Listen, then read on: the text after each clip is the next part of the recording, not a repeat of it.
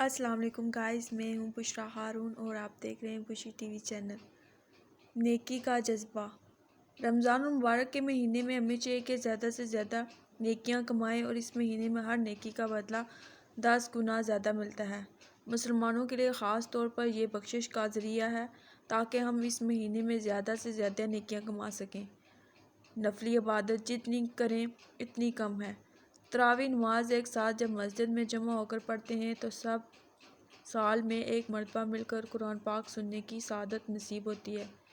پورا دن روزہ دار بھوکا پیاسا رہتا ہے تو اسے اپنے دوسرے بہن بھائیوں جو غربت کی وجہ سے ایک ٹائم کھانے تے ہیں ان کے لیے یہ احساس پیدا ہوتا ہے۔ ہمیں چاہیے کہ ہم رمضان المبارک کے مہینے میں روزہ افطار کرتے وقت ان لوگوں کا ضرور خیال رکھیں جو کہ آپ کے ہمسائے بھی ہو سکتے ہیں۔